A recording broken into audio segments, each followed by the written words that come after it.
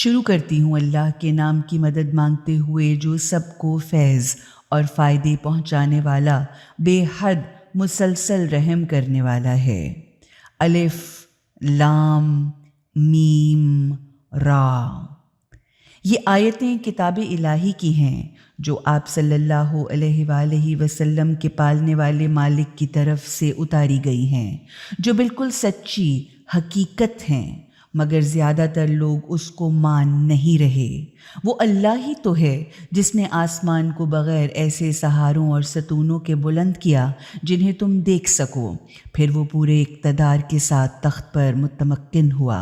یعنی اس کا حکم پوری کائنات پر جاری و ساری ہوا، اور اس نے سورج اور چاند کو قابو میں رکھا یا ایک قانون کا ایسا پابند بنا دیا کہ اب ہر چیز ایک وقت مقرر تک کے لیے چل رہی ہے۔ وہی اللہ پوری سمجھ بوجھ کے ساتھ سارے کاموں کا انتظام بھی کرتا ہے، اور اپنی قدرت اور حکمت کے حقائق و نشانات کھول کھول کر تفصیل کے ساتھ بیان بھی کرتا ہے، تاکہ تم اپنے پالنے والے مالک سے ملاقات کا یقین کر لو۔ اور وہی خدا ہے جس نے زمین کو پھیلایا اور اس میں بوجھل پہاڑوں کو گاڑ دیا اور دریاؤں کو بہا دیا اور ہر طرح کے پھلوں کے دوہرے جوڑے پیدا کیے، اور وہی رات کو دن پر ڈھانپ دیتا ہے۔ حقیقتاً ان ساری چیزوں میں خدا کی قدرت و حکمت کی بڑی نشانیاں اور دلیلیں ہیں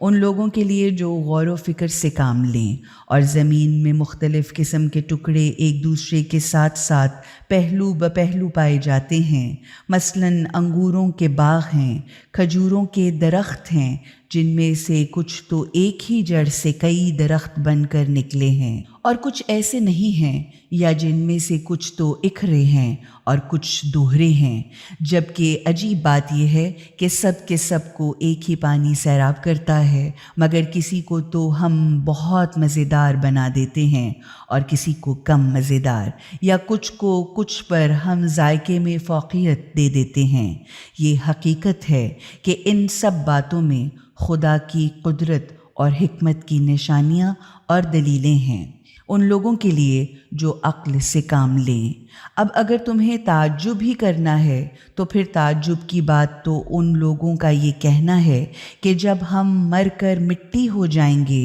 تو پھر ہم نئے سرے سے کیسے پیدا کیے جائیں گے۔ یہ وہ لوگ ہیں جنہوں نے اپنے پالنے والے مالک کی قدرت اور حکمت کا انکار کیا۔ یہی وہ لوگ ہیں کہ جن کی گردنوں میں طوق پڑے ہوئے ہوں گے، اور یہی لوگ جہنم والے ہوں گے کہ وہ اس میں ہمیشہ ہمیشہ رہیں گے۔ اور وہ لوگ آپ صلی اللہ علیہ وآلہ وسلم سے بھلائی اور فائدے حاصل کرنے سے پہلے عذاب یا برائی کے لیے جلدی مچا رہے ہیں، حالانکہ ان سے پہلے خدائی سزاؤں کے بہت سے نمونے گزر چکے ہیں۔ اور حقیقت یہ ہے کہ تیرا پالنے والا مالک لوگوں کو زیادتیوں کے باوجود بڑا معاف کرنے والا ہے، اور یہ بھی حقیقت ہے کہ تیرا پالنے والا مالک بڑی ہی سخت سزا دینے والا بھی ہے۔ جن لوگوں نے آپ صلی اللہ علیہ وآلہ وسلم کی بات کو ماننے سے انکار کر دیا ہے، وہ کہتے ہیں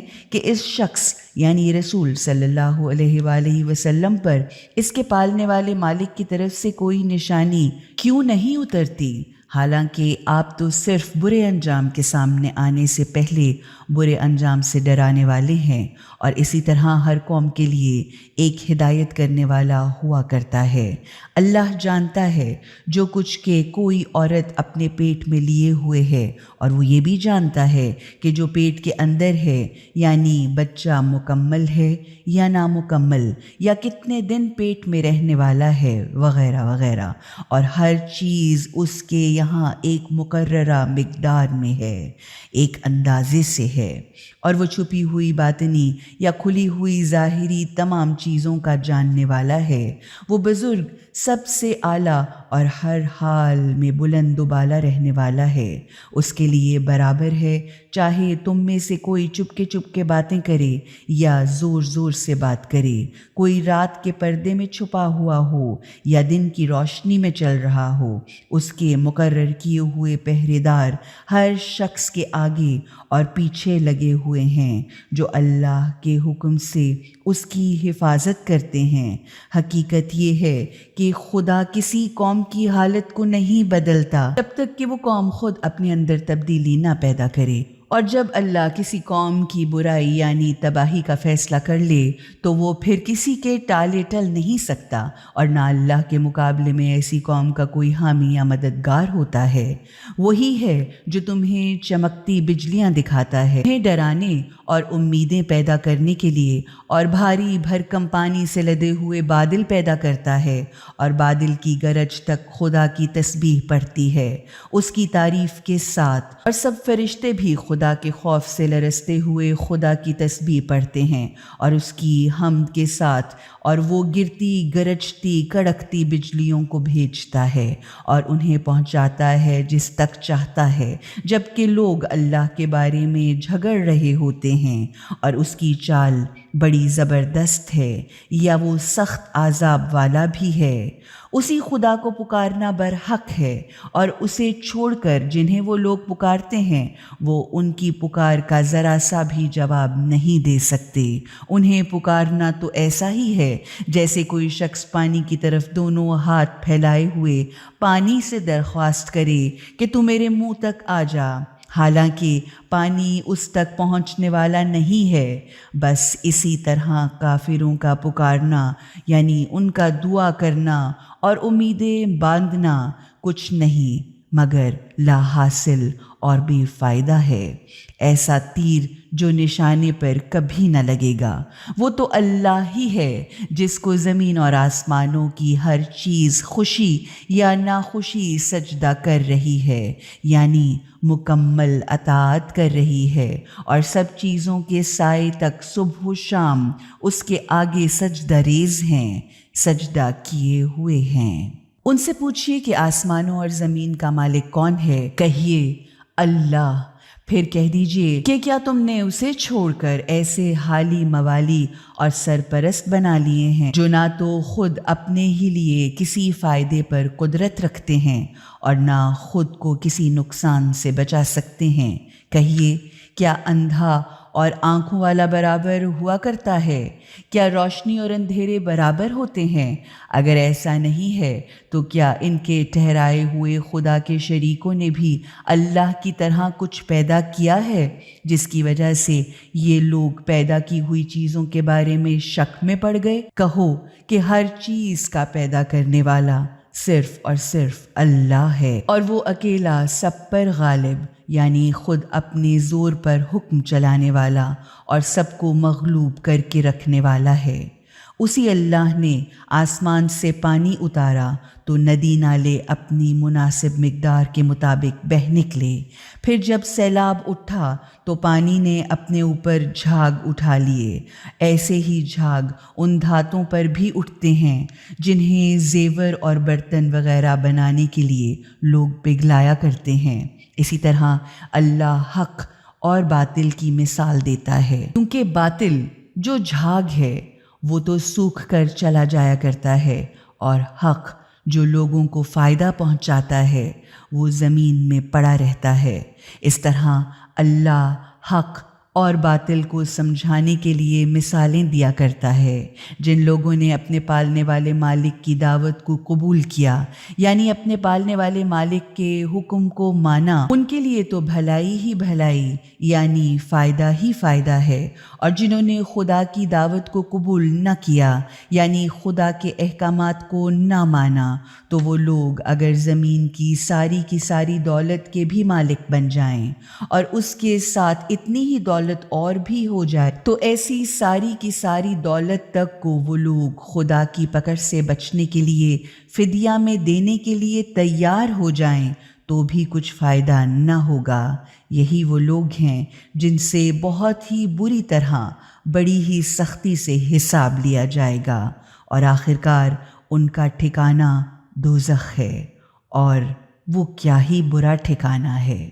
تو کیا جو شخص یہ جانتا ہو کہ تمہارے پالنے والے مالک کی طرف سے جو کچھ اترا ہے وہ حقیقتاً ایک سچی حقیقت ہے، بھلا اس شخص جیسا ہو سکتا ہے کہ جو اس حقیقت کے علم سے اندھا ہو؟ نصیحت کا اثر تو بس وہی لوگ لیتے ہیں جو عقل والے ہوتے ہیں، وہی لوگ اللہ کے ساتھ اپنے کیے ہوئے عہد و پیمان کو پورا کرتے ہیں اور عہد باندھ کر توڑا بھی نہیں کرتے، اور وہ لوگ ان رشتوں اور تعلقات کو جوڑے رہتے ہیں جن کے جوڑے رہنے کا حکم اللہ نے دیا ہے، اور اپنے مالک سے ڈرتے رہتے ہیں، اور اس بات سے تو بہت ہی خوف کھاتے ہیں کہ کہیں اللہ کی بارگاہ میں ان سے بری طرح حساب نہ لیا جائے۔ یہ وہ لوگ ہیں جنہوں نے اپنے پالنے والے مالک کی خوشی کی تلاش میں صبر و تحمل سے کام لیا، نماز کی پابندی کی، اور جو کچھ ہم نے انہیں دیا اس میں سے ظاہر بظاہر اور چھپ چھپا کر خیرات کی، اور یہی لوگ برائی کو اچھائی کے ذریعے سے دور کرتے رہتے ہیں۔ تو یہی وہ لوگ ہیں جن کے لیے آخرت میں اچھا انجام ہے، یا آخرت کا گھر تو انہی لوگوں کے لیے ہے، یعنی ہمیشہ ہمیشہ رہنے والا سرسبز و شاداب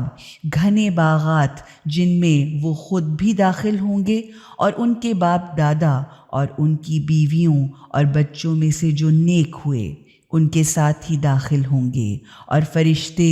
ہر دروازے سے ان کے پاس خدمت اور استقبال کے لیے داخل ہوا کریں گے، یہ کہتے ہوئے کہ سلام علیکم، یعنی تم پر سلامتی ہی سلامتی ہو، اس وجہ سے تم نے صبر سے کام لیا، بس کیا ہی خوب ہے یہ آخرت کا گھر۔ رہے وہ بدبخت جو اللہ کے عہد کو مضبوطی سے باندھ لینے کے بعد بھی توڑ ڈالتے ہیں، اور جو ان رشتوں اور تعلقات تک کو کاٹ دیتے ہیں جنہیں اللہ نے جوڑنے کا حکم دیا ہے، اور زمین پر فساد یا خرابیاں پھیلاتے ہیں۔ یہ وہ ہیں جن کے لیے لعنت ہی لعنت ہے، یعنی خدا کی رحمت سے دوری ہے، اور ان کے لیے آخرت میں بہت ہی برا ٹھکانہ ہے۔ اللہ جس کو چاہتا ہے روزی میں وسعت دیتا ہے، اور جس کے لیے چاہتا ہے نپی تلی روزی دیتا ہے، یا جس کی چاہتا ہے روزی تنگ کر دیتا ہے۔ وہ لوگ دنیاوی زندگی سے بہت خوش مست و مگن ہیں، حالانکہ دنیا کی زندگی آخرت کے مقابلے میں ذرا سے وقتی فائدے کے سوا کچھ بھی تو نہیں۔ اور جن لوگوں نے ابدی حقیقتوں کے ماننے ہی سے انکار کر دیا، وہ کہتے ہیں آخر رسول اللہ کے مالک کی طرف سے کوئی معجزہ یا نشانی کیوں نہ اتاری گئی؟ آپ صلی اللہ علیہ وآلہ وسلم کہیے کہ اللہ جسے چاہتا ہے گمراہ قرار دیتا ہے، اور اپنی طرف آنے کا راستہ اسی کو دکھاتا ہے جو اس کی طرف دل سے متوجہ ہو۔ ایسے ہی لوگوں نے حق کو مان لیا ہے، اور انہی لوگوں کے دل اللہ کی یاد سے سکون پاتے ہیں۔